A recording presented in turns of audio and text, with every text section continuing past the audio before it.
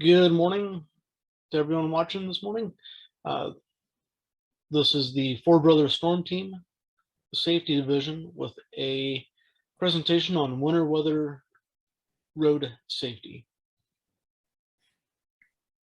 I am Director 300 with the Four Brothers Storm Team, Regional Director of Safety, Abbott Carter. I live in Northwest Ohio, and I'm joined by the Assistant Regional Safety Director, Mickey Carter. Yes, we have the same last name and are believed to be related, but unsure at this point. Go ahead, Mickey. I'll let you introduce yourself. Right. I am Mickey Carter, Assistant as a Regional Safety Director, 301. I am out of the Greenville, Pennsylvania area.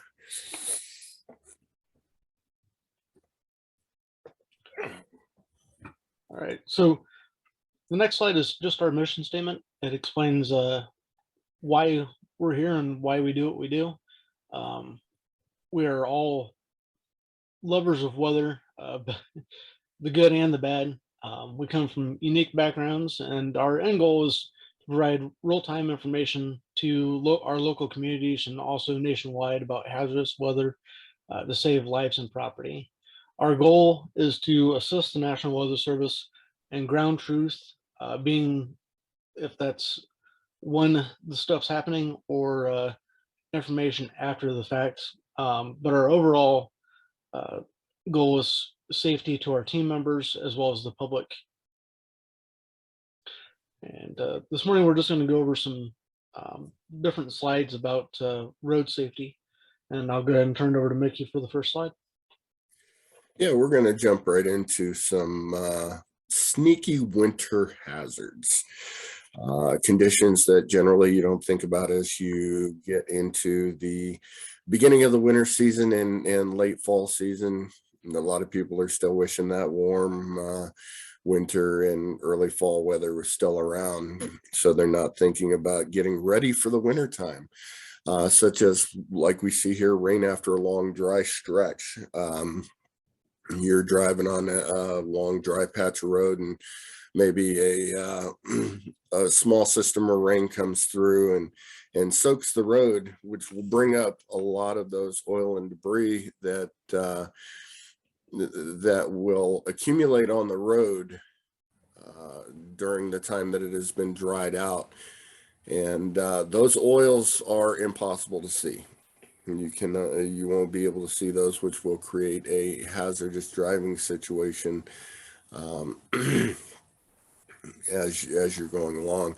And some safety tips for that would be just to slow down. Do not use your cruise control. Your cruise control does not react like you do. So you want to make sure that you have control of your vehicle in case you happen to slide or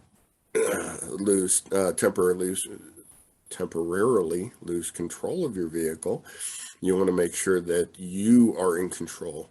You want to turn into the direction of your slide. Do not, take your foot off the gas and the brake, and leave plenty of distance between you and other vehicles. All right. For the next slide, it's rain with temperatures near freezing. A lot of this slide pertains exactly like Mickey said to the first slide there. But this is from ice forming on the roadways with the temperatures dropping. We go from maybe a warm day where we get rain, but then the cooler temperatures come in the evening after the sun goes down and develops icing on the roadways, which can also create slippery conditions. Same safety tips apply here, and as far as slowing down, not using your cruise control, leaving plenty of space, and turning into those slides and skids to help you control the vehicle better.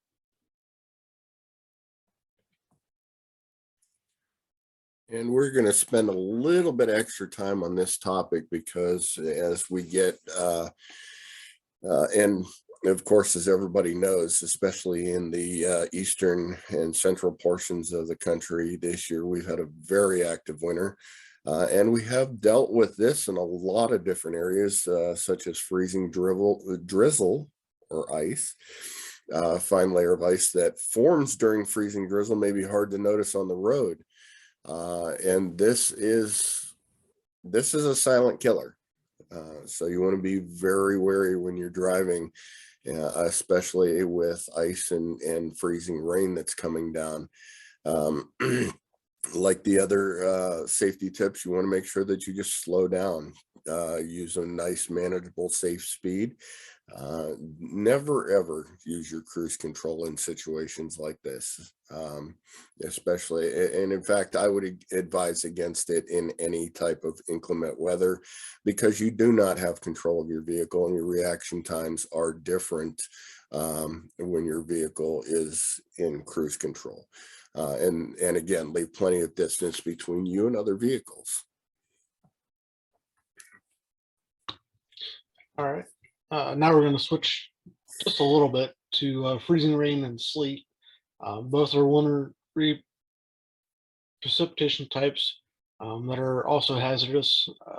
Create slick spots, just like everything we've just been talking about here. The only difference here is mainly if you get sleet and freezing rain together, you're going to start seeing the trees look like they're growing icicles on them, which can cause them to fall. You get larger branches and stuff that are falling. Make sure you watch out for those on the roadways. Also, any pedestrians that are walking. And same thing with power lines falling with the ice on them. They have a lot more tendency to snap and fall. A lot of times when you see this stuff, we also see windy conditions, which makes it even worse because now you have heavy tree branches, heavy power lines with the ice on top of it, and are more susceptible to snapping.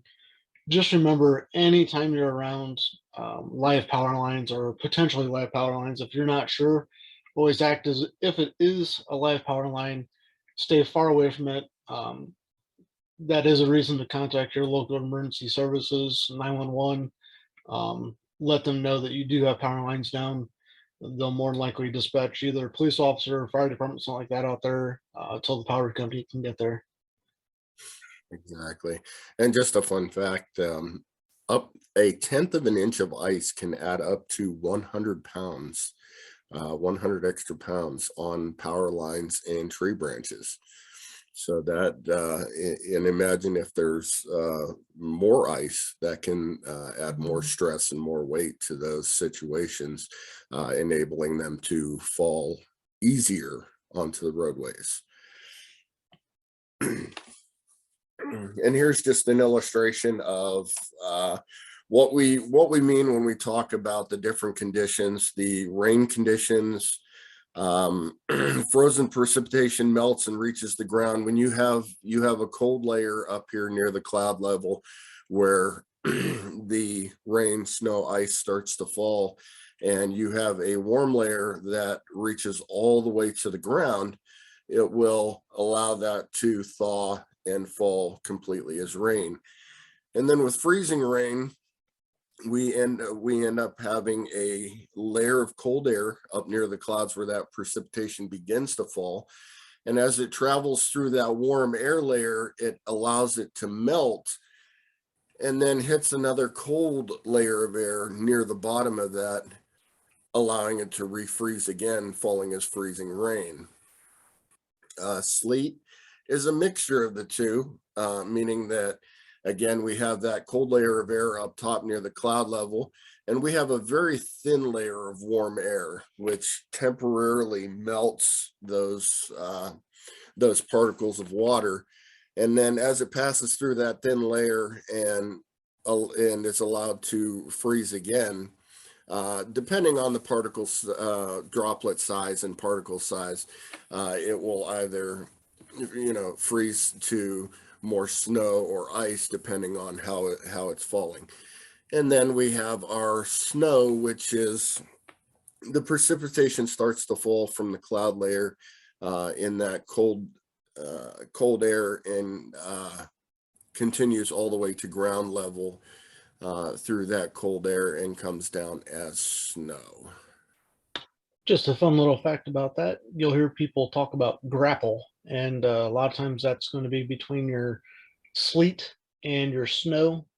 And when it falls just like little puff balls of snow and ice, but it'll look more just like a big old or little pellets falling from the sky that look like snowballs.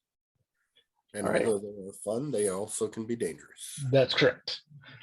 All right, so now we're going to move into flash freezing, and all the safety tips that we've been talking about so far in the previous slides applied to this one also. Uh, the only difference here is really the definition and how quickly it develops. So you go from essentially rain, and the cold front comes through, drops the pressure, drops the temperature extremely fast, especially with very strong cold fronts. And you go straight from, just plain water on the roadway to now very slippery conditions in a very short amount of time. This is probably the most dangerous out of all of them because you go from having traction with a little bit of water on the roadway to ice and very slippery conditions in a very short amount of time. Absolutely. Which leads us to black ice. This is probably, in my opinion, one of the most important hazards to pay attention to during the wintertime, because black ice will form very quickly, as Director 300 alluded to in the last slide. When you get quick freezes and cold fronts that come through and freeze that water that's been sitting on top of the roadway, it will very quickly turn into black ice. It will happen before the snow falls, and even when the snow falls and sits on top of that ice is still creating a deadly threat. Like he says, black ice is a thin coat of highly transparent ice. It can lead to hazardous driving conditions in the winter.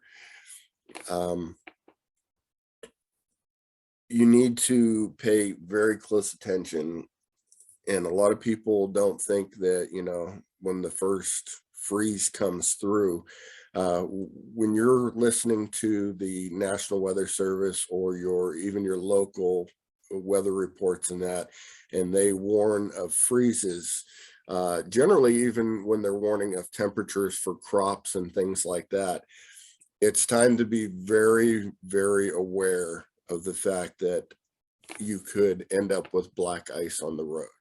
And now generally they don't warn of temperatures being necessarily that low for crops, because temperatures slightly warmer than that can damage some crops. But it is worth being aware that this potentially could happen at that time. And I guess it probably goes to just be added, as Assistant Director 300 said there, when you're paying attention to black ice, that's something that even when it starts getting warmer out and the snow starts to melt off the roadway, ice starts to melt off the roadway, evening hours, once the sun goes down, black ice can always be a factor again, even if it was very warm that day and you think most of it's off the roadway. Just a little bit of ice or water on the roadway and refreezes definitely can lead right back into black ice again. Yeah, very true. So this is just some statistics from the U.S. Department of Transportation, kind of referencing the hazards and crashes, injuries, and also people killed, fatalities from these different weather conditions. I'll definitely say this for me and Assistant Director 300. Both of our career paths have led us down where, these are near and dear to our heart because we see this stuff happen on a yearly basis, and that's why we're so passionate about the safety with weather conditions. I don't know if you have anything to add with that, No, Mickey. absolutely. I mean, we see this every year, and this is what we do. And it's worth noting, especially on this slide, that each one of these, both two of them dealing with snow, but each and every one of these deal with sleet, slushy pavement, or icy pavement. And just the icy pavement alone, the 2% of crashes, crash fatalities are accounted for every year on average. 2% of deaths related to icy pavement. And that might not seem like a very large number, but it is. That can be prevented by knowing your routes of travel, by knowing when to travel and when not to travel, by heeding the warnings and listening to your local reports and everything. Absolutely.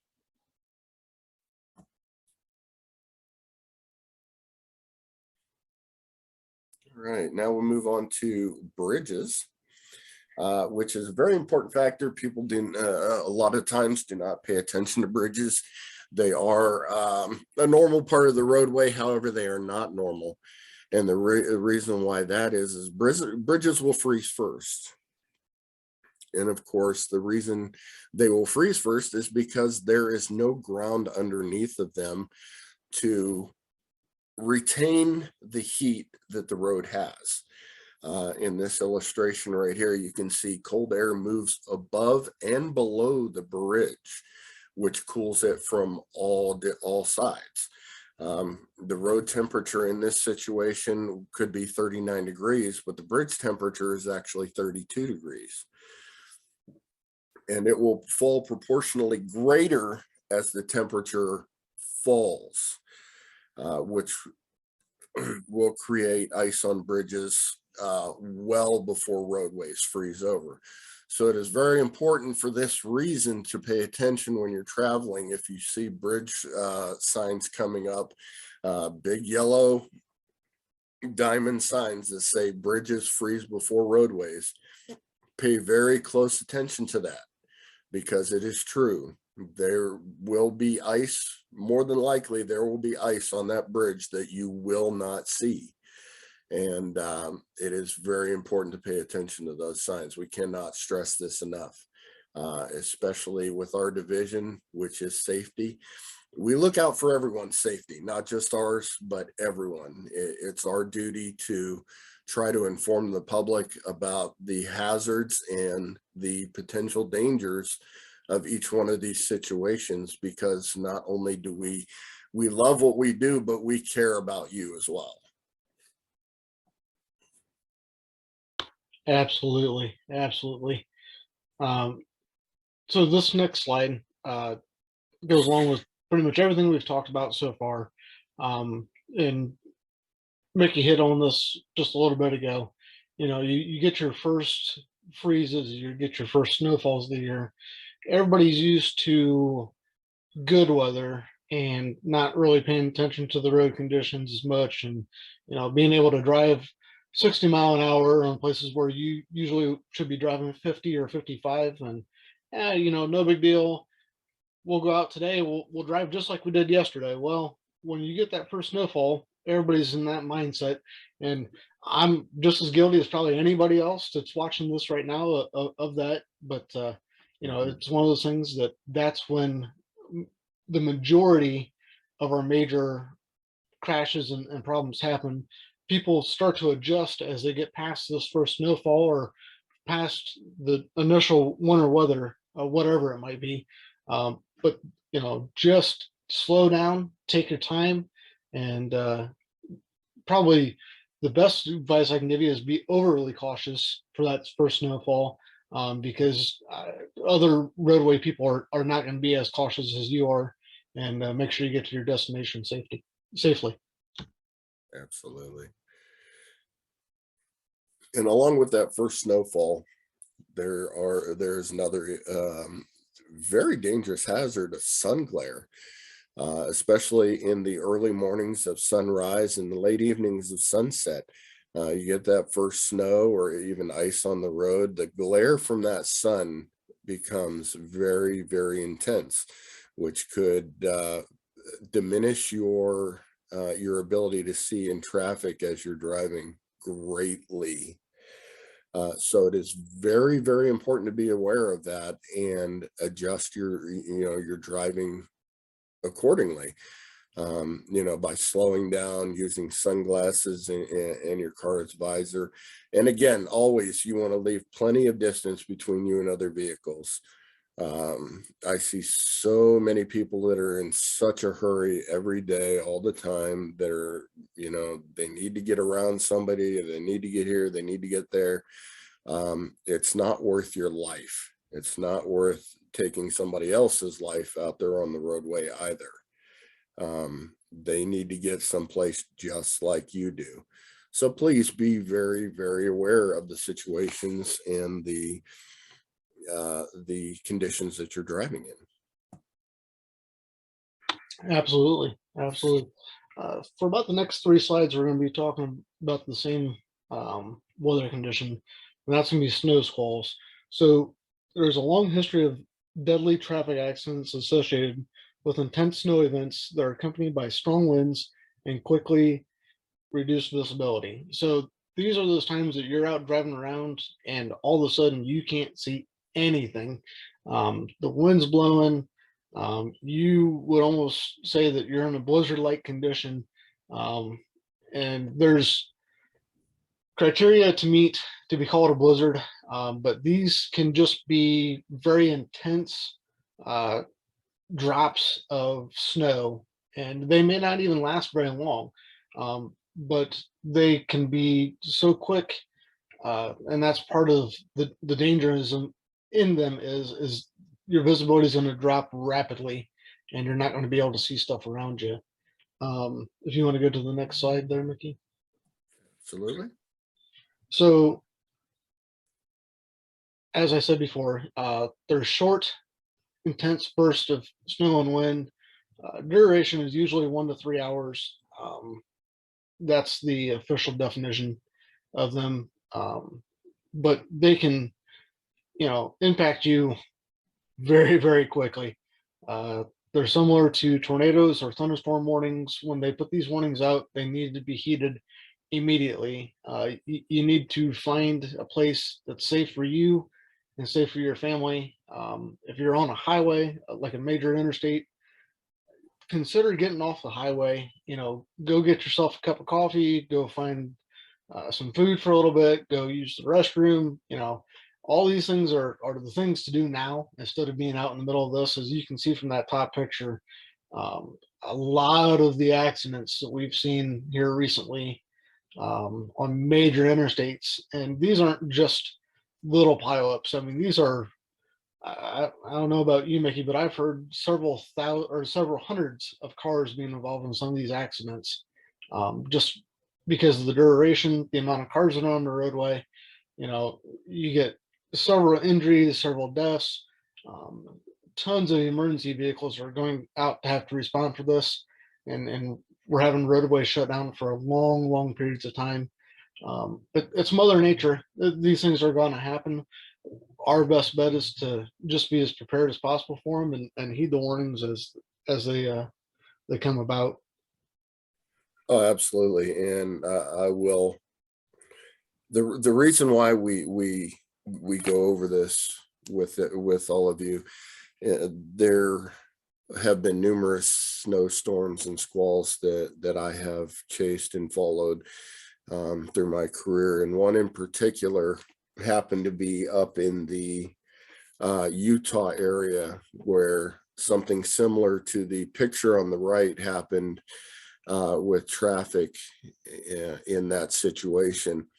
There were, I believe, 14 deaths that were included in that accident.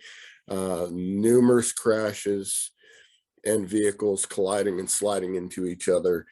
And I actually was pulled out to the side of the road and trying to help in that situation. However, the one that I was on was my first experience with that. And I quickly realized that it would be a while before I should have gotten out to try and help with that situation because of the impact that the weather was having on all of the vehicles traveling that stretch. There would be vehicles sliding into each other for probably about 3 miles behind the initial impact zone. It is very, very, very important that when you are traveling and you do end up coming into a situation like this, do not think that you can just travel right through it and come out on the other side okay.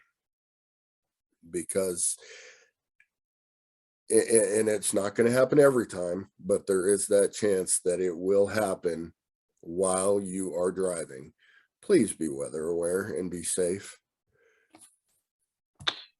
Yep, and I guess this wasn't something that we had to put in here, but I guess this would be the perfect time to bring it up. Always, always, always be careful in any of these conditions that we're talking about today. If you have to, if your vehicle breaks down or you're in one of these accidents, or for some reason there's a medical emergency and you have to get out of your car, if you have to exit your vehicle in any of these type of situations, exit out if at all possible on the passenger side of the vehicle. Don't exit out with the oncoming traffic because of situations like this. With that picture that you just saw, you know, it's bad enough that you may have other vehicles trying to hit you, but we don't need you to be a fatality of getting hit by an oncoming vehicle because of the slippery conditions. So always, as much as possible, use your vehicle as a buffer to another vehicle coming towards you. If you have to exit your vehicle in any of these type of weather emergencies. Correct. Yeah, make sure that you want to stay in your vehicle as long as you can until it's safe to exit that vehicle. And once you have, like Director 300 said, try to exit through the passenger side, head to the side of the road as far off the roadway as humanly possible. But do not travel away from the roadway, because if something happens and you cannot be found, then you are also in another situation where it could be life-threatening. Which moves us into, again, this next slide. Again, we want to stress the severity of snow squalls.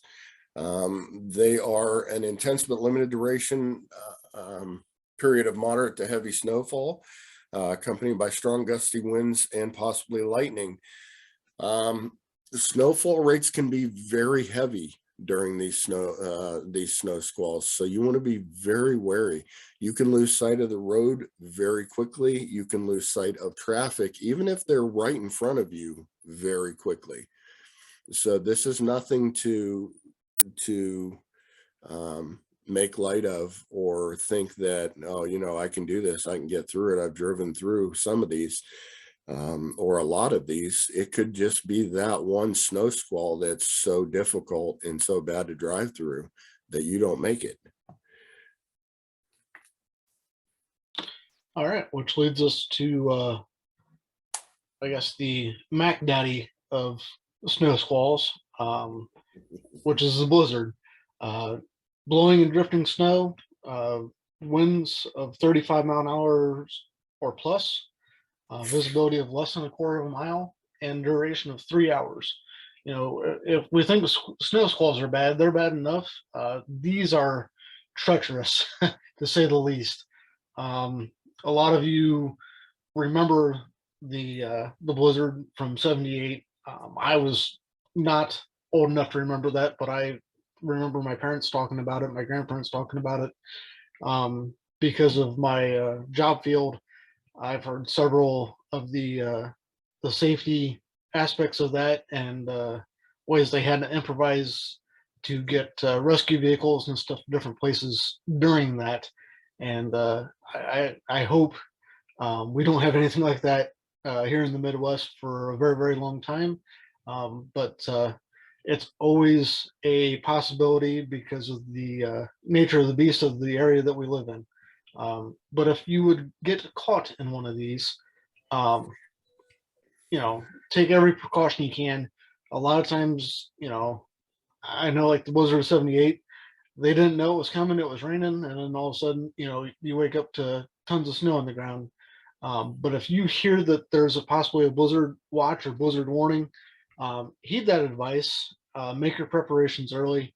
You know, um, we we as a weather team and meteorologists are getting better with not adding hype to this stuff. They try to get you the best information that they have at the time to get you prepared for what's coming. Um, so, just heed the warnings. Uh, there's also something called a ground blizzard, and that's from snow that's already fallen. Um, so, and that's just mostly impacted by the amount of winds and the blowing and drifting snow. Correct. You have anything else to add to that? Yeah, and as you can see on the illustration, you do not need falling snow for a blizzard. Snow that has accumulated that gets picked up by those winds, those sustained winds that is blowing through. You may think that it's actually snowing, but those sustained winds are actually carrying that snow across across your area that you cannot see, which Director 300 alluded to with the ground blizzard. That is where that comes about. And we thought twisters were bad. A lot of the times those ground blizzards and blizzards in general can create a very bad situation, especially with the high winds. We've seen winds with some of these bomb cyclones, and especially lately here with some of these storms, we've seen winds actually peak into the 70-mile-an-hour range, which is very important to note that, icy conditions and blowing snow coupled with winds of that magnitude can be very, very dangerous. And, it's a winter hazard that is very comparable to, the summer hazards of like tornadoes and severe thunderstorms and that. And I think this might be a good time for us to take a break. And we're going to have to bring you part 2 after this. All righty, we will be back in just a few moments.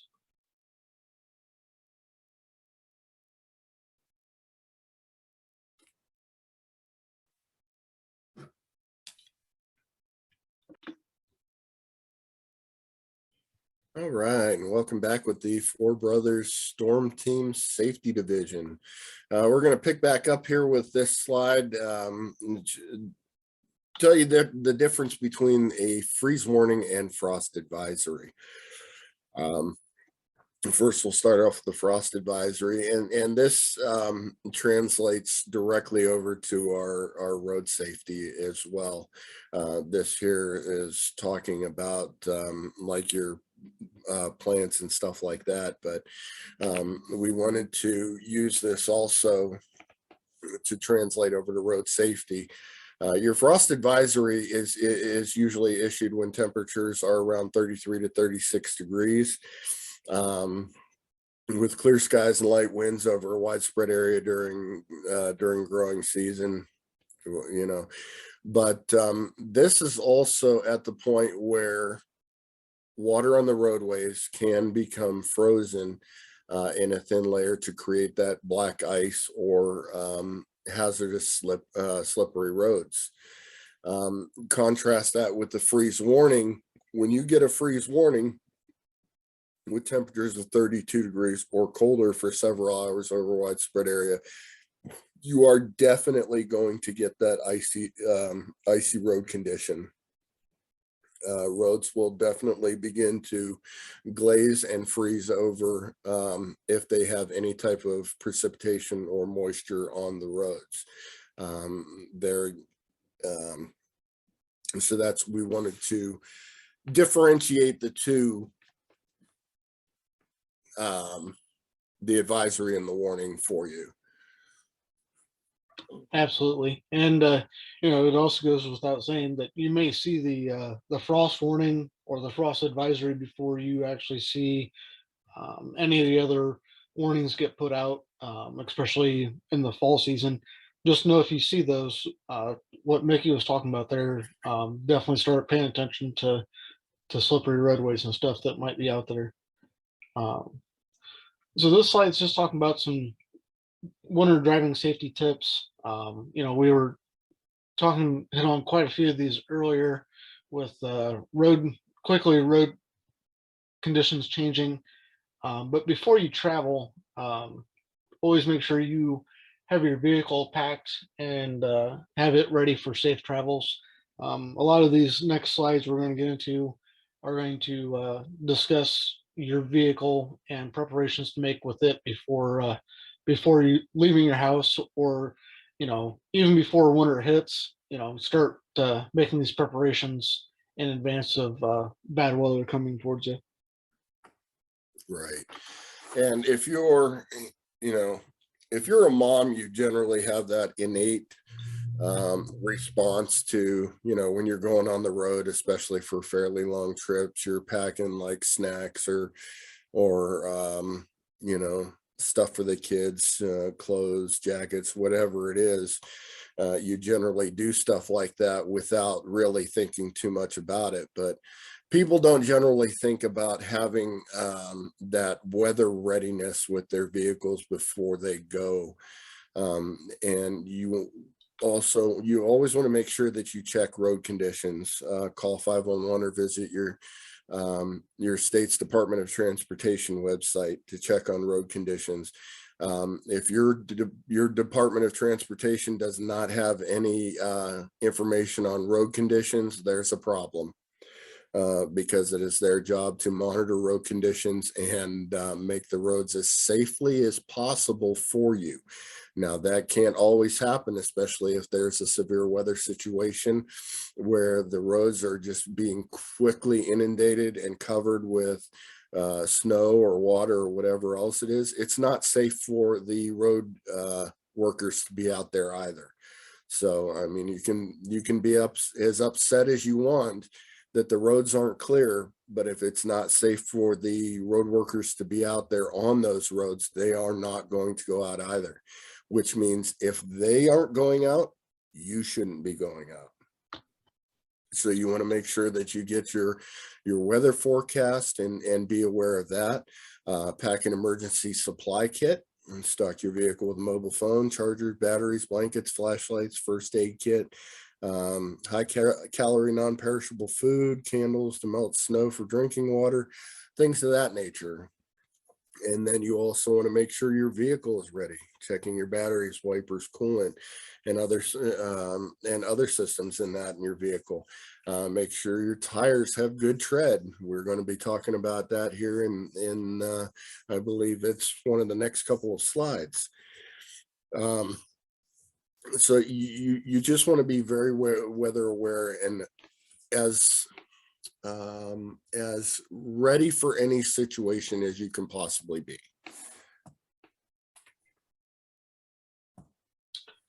Yep.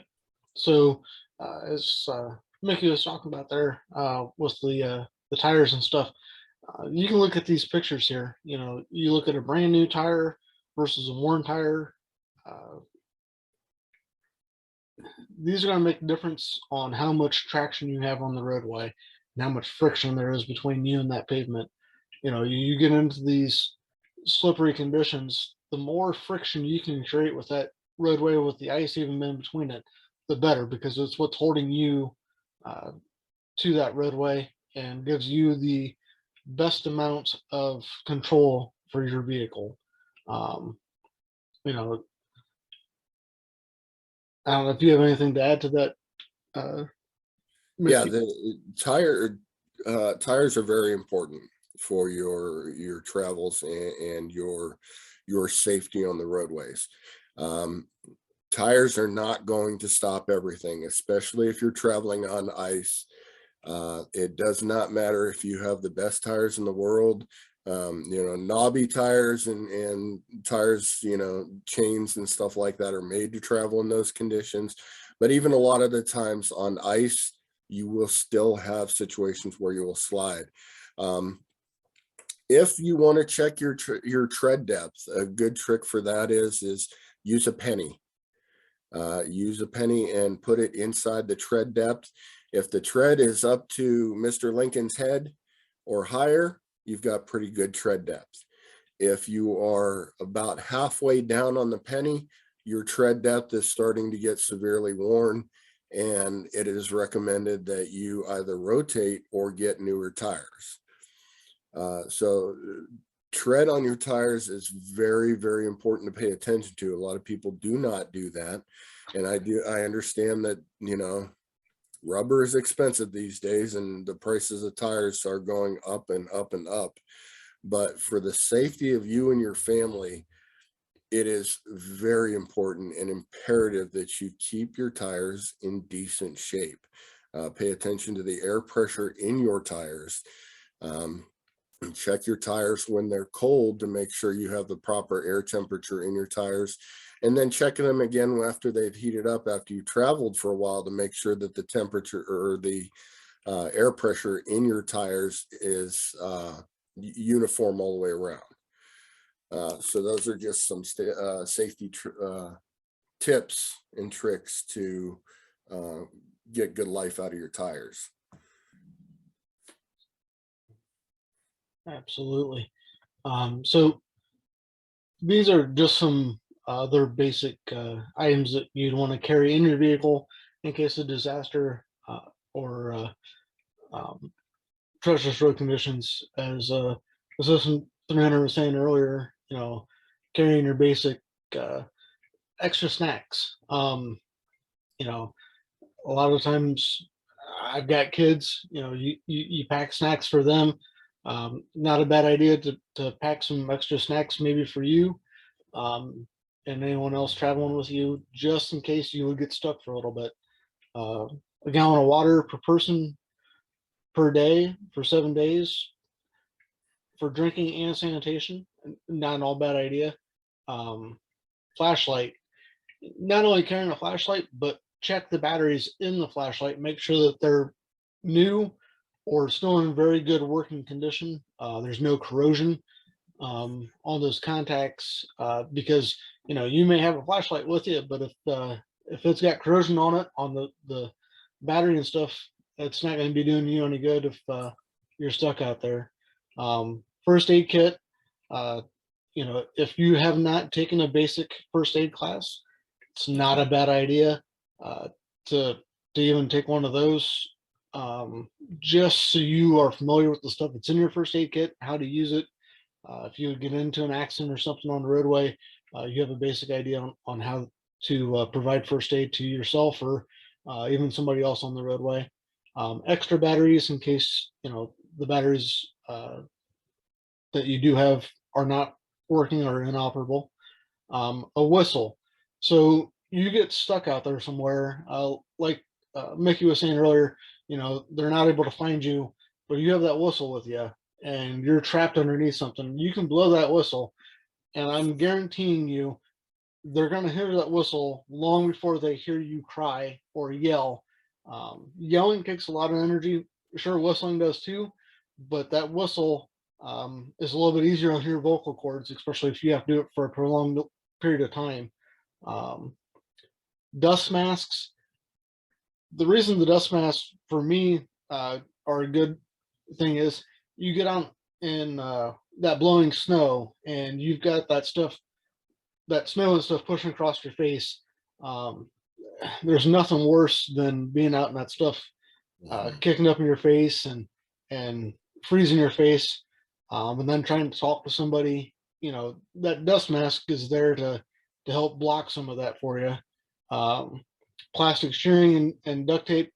Um, I don't think I see it on there, but there's something called an emergency blanket. They're really small. They almost look like foil when they're packaged up. These things are uh, less than $2.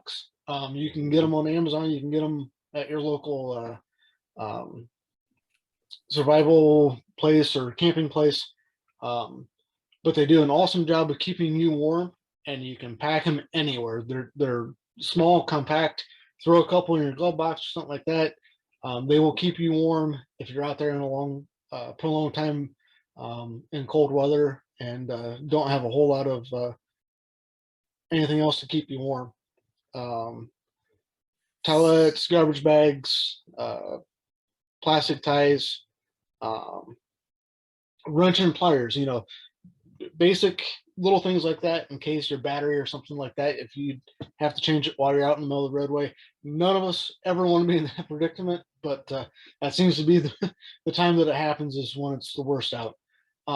Local maps, carry local maps with you. Say your cell phone's not charged or your battery is dead on your car and you're not able to charge your phone, at least you've got some idea of your local surroundings. I don't know if you have anything else to add there, Mickey. I do. Yeah, local maps I think is an important thing. I believe it's a dying, underused tool. If you, and ladies and gentlemen, if you do not know how to read a map, please learn how to read one. And I say that because it could save your life. As Director 300 said, if your cell phone happens to die and your GPS or whatever isn't working and that you have no idea where you are, a local map will save your life. And in addition to the whistle, there are also some inexpensive handheld air horns that you can get as well to help you in that situation. And I also want to add with the water. You want to make sure that you take enough water with you, but you also want to make sure that you have water that you have placed under, like clothing or on a floorboard or something like that, padded from the floorboard that does not freeze. If you happen to get into a situation where you have a loss of heat or something like that, you want to make sure that you have water that is not going to be exposed to freeze, because once it does freeze, it will be very difficult for you to drink to keep hydrated. So you want to make sure that you do have that. Absolutely. If you're good there, Mick, I'm going to toss something in here real quick. Sure. This actually goes with the slide after this one, but we're going to stay on this slide for right now because it pertains. This part pertains more to the slide we just passed. Because of my current job that I have, if you have a cell phone with you and you are in dire straits and you need assistance and that cell phone is not connected to a internet provider and you need assistance, if that cell phone will start up, it will dial 911. Mm-hmm.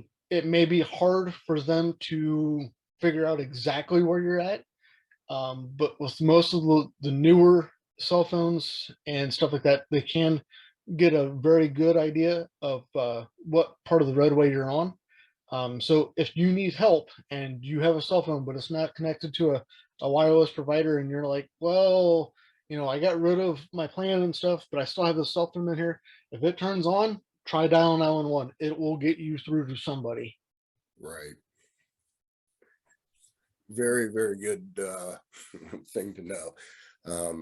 Many people don't think about that because, of course, they take for granted the cell service and stuff like that. But one of the ingenious additions to the newer phones and stuff like that, and which it has been doing for a long time, is that you can automatically turn your phone on even without service and make that call to 911. Correct. And then we'll move into additional emergency supplies here. This was since the spring of 2020 with the COVID outbreaks and things like that. There are some places that are relaxing their mask mandates now, but some places still have those mask mandates in place. These are just some additions in case.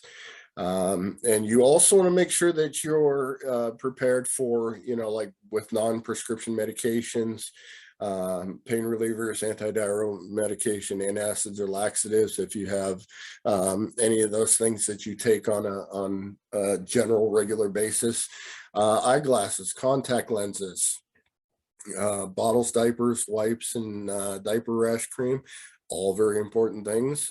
Usually you moms, though, I know you're already for that. And that's part of your thing. Also, if you have pets, a lot of people sometimes, your pets are your kids too, especially if you're a proud pet mama or papa or whatever. I love my animals. You want to make sure that you take extra food and water for your pets. Money, cash or traveler's checks, important family documents such as copies of insurance policies, identification, bank accounts. I know a lot of that stuff is done electronically now, and I think that's more important for if you have to leave your house for any type of reason, like a fire or anything else like that. But and then sleeping bag or warm blanket for each person. And like Director 300 said, they have those blankets that are very inexpensive and they work very well. And they're also extremely versatile. Extra clothes, fire extinguisher, matches in a waterproof container. All of these things you want to make sure that now it may not be possible to remember everything. We will leave these, and of course we will have these lists available on this video. I believe we possibly will have this up on our website, on our Facebook page, or our YouTube, or possibly all three. So if you want to go back through and look at these lists, they will be available for you. Absolutely. And, we could even just make a special presentation at some point in time with a post to get that stuff out to you guys too. So I personally put this slide in here. Don't call your local emergency services about road conditions. I'm a 911 dispatcher for my local area, and when we have bad weather here, the state of Ohio has something called road levels, and the sheriffs are, for all 88 counties in Ohio, are responsible for putting them out if they choose to do so. It's actually written into our laws that they are able to do that. But emergency comm centers are extremely busy with other things going on during those road conditions. If you have a chance long before any bad weather happens, I encourage you, talk to your local sheriff's deputy if you see him out on the street, or do some research, do a quick Google search, and try to figure out what is their website, what is their Facebook account, if they have any other social medias that they post this stuff on. They usually try to do a really good job of doing media blitz on where the stuff will be posted, so that you are able to find that information out. As Assistant Director 300 said earlier, go to your local Department of Transportation's websites to look for interstates and highways and stuff like that. But this is for your local area. Know if your area has roadway advisories, know what they mean, heed their warnings. If they put them out, there's a reason they're putting them out. You may drive a few miles around your house and think, well, it doesn't look too bad here, but that's around your area. It may be different in other parts of your county or other parts of the area that they take care of. Um, if you're going to be traveling through a different area, like say a different part of the state or something like that for business during treacherous road conditions, do the same there. Try to figure out their Facebook page, their website, someplace that you can get that information without calling them to get that information during something like this. Uh, Call your destination before you get there to see if you need to report, whether that be work, whether that be school, whether that be um, uh, some type of production or something that you're going to. Call ahead, see if it's still going on. Those are the people that are going to be making that decision of whether or not that part's going on. But you alone have to look out for your safety. If you don't think it's safe to drive, you have to make that decision and deal with the consequences of that decision. But if it's going to potentially save your life, then that's what you have to do for you and your family. Um, Safety is your most important concern. It's our most important concern. That's why we are putting on this informational seminar for you guys today. So Absolutely. And it's not that we don't want you to call emergency services, but as Director 300 said, each different service provides specific things for the public. And the Department of Transportation is the department that provides road information and everything for the public. Emergency services are for just that. They are for emergencies, not for saying, the road is slick down here on Madison Avenue and, traffic needs to watch. And that's a call that needs to be made to the Department of Transportation, not to emergency services. They are paying attention to those who actually need emergency assistance. absolutely, yeah. If you've got a 911 call or something like that, because you're in an emergency, by all means, call us. This is for trying to determine what those road conditions are like or something like that out there. That has other places that can be contacted. Um, you want to go ahead and take this one? Sure. Yeah, we're going to continue on with winter travel. Just some more road safety tips. Share your travel plans with friends and family, so they know where you're heading, what your destination is. In case you don't make it to that destination on time or you have trouble along the way, they can generally let emergency services know where you were heading, where you could possibly be broken down at, or situations like that. That's why it is very good to, share your travel plans with somebody who can be able to relay that information. As we were talking about, make sure you winterize your vehicle. Your tires, you want to make sure that you check those. Your emergency supply kit, your battery, your windshield wipers, windshield wiper fluid, all those different types of things when you go to travel. It is very, very important. Now, some people are only traveling locally. They're only traveling, right around the corner, just to the other side of town. That's a little bit different situation, but you still want to be prepared. You still want to check road conditions or whatever else and get your local weather forecast or generally a regional forecast if you're traveling longer distances. Always be prepared. Absolutely. I like I like this picture because yeah, it some of the times you're driving down the roadway and it feels like the state department's out and they are just sprinkling a salt shaker all over the road, but they're doing it for your safety. So as much as the laughter part of this picture and the cartoon part of it, it is great that those guys are out there and doing their work. So Absolutely, that's a it's a thankless job. It's one of those jobs that these guys get out there in some of the worst situations and whether imaginable to try and make sure people are safe to get where they need to get to. So please don't harass these guys. Don't, get close to them in traffic. Give them room to do what they need to do to help you get to your destination safely. And that's where we come into this next slide here. During the winter time, you want to change the way you drive slower than normal, leave more room between you and surrounding vehicles. When roads are wet, snowy, or icy, again, do not use your cruise control. There's no need for cruise control,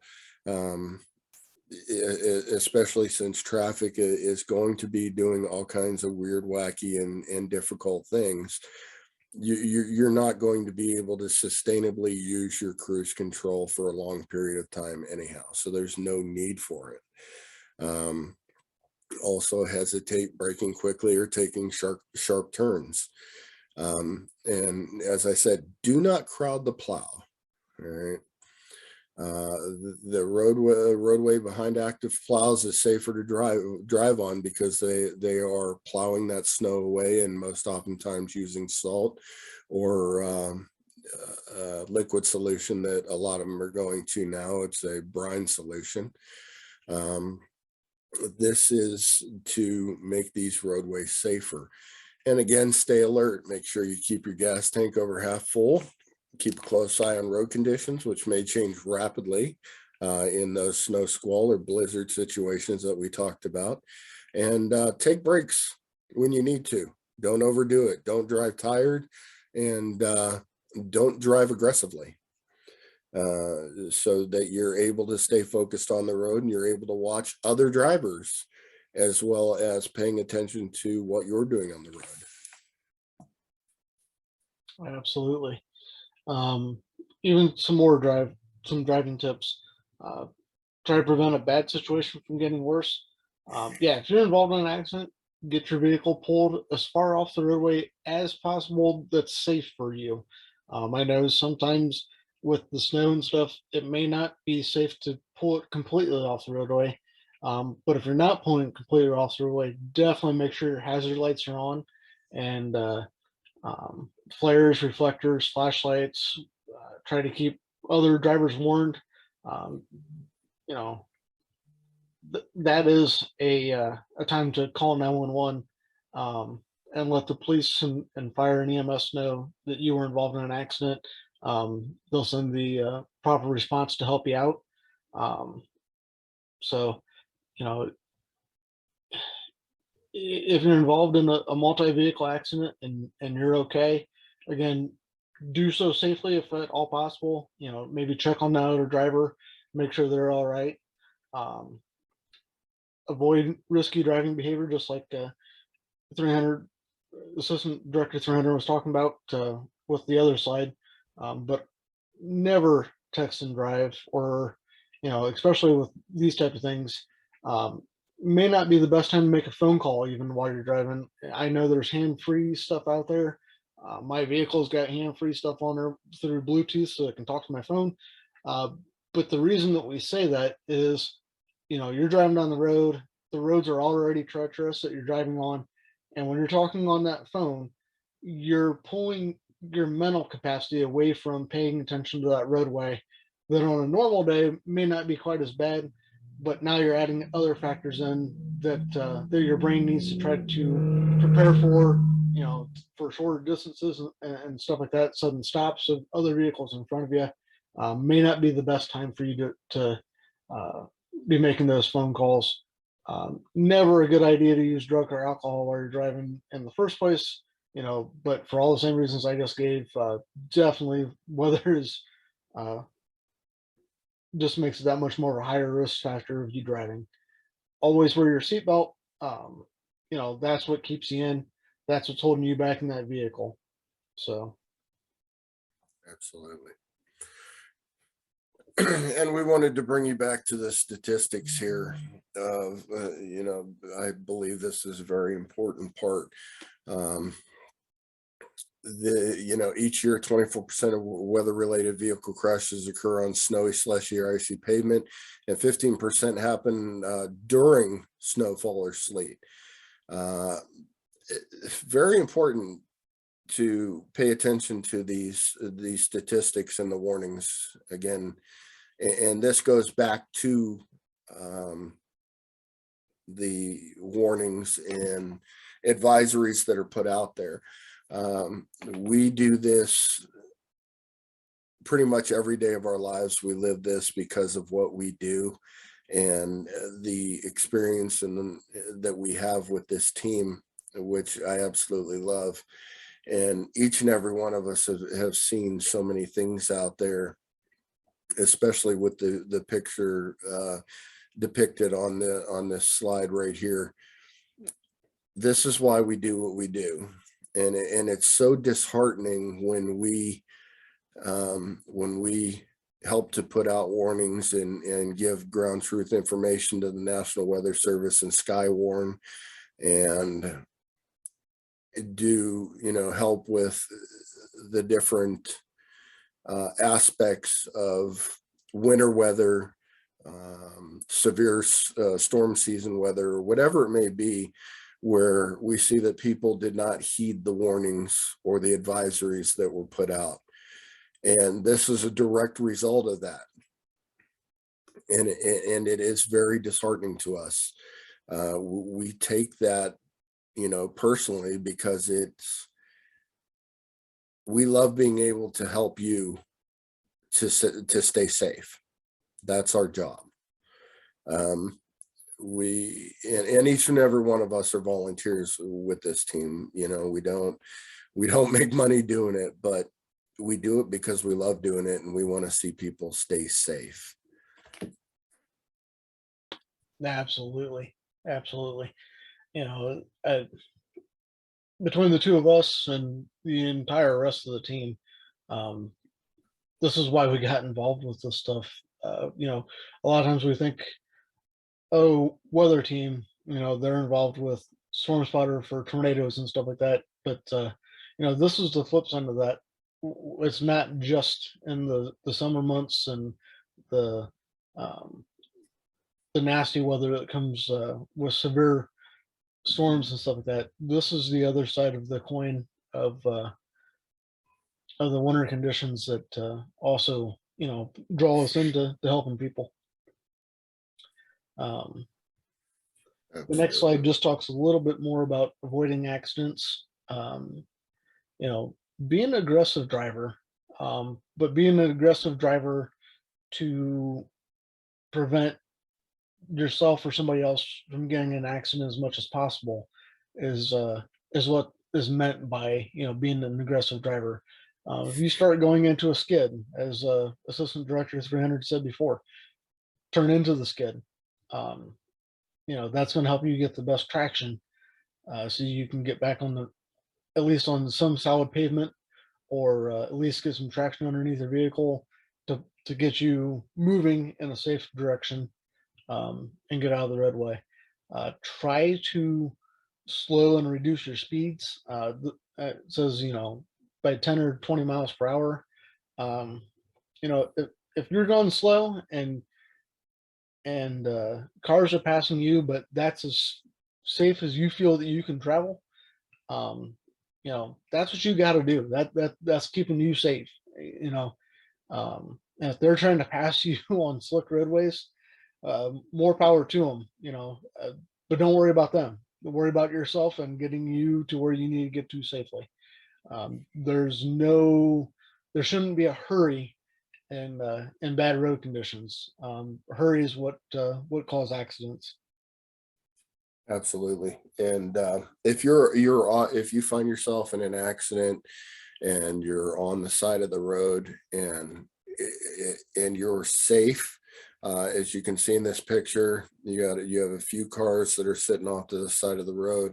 It's a manageable situation. Stay with your vehicle. Stay in your vehicle. You believe it or not, you are safer staying in your vehicle on the side of the road in a manageable situation like that than you would be out of your vehicle standing on the side of the road. So make sure that you are aware of what's going on also. And again, this comes back to awareness and the whole situation. Sometimes it's unavoidable when weather happens. As we all know, weather can come pretty much out of nowhere. It happens and you get caught in it. Right. But just be aware and be safe.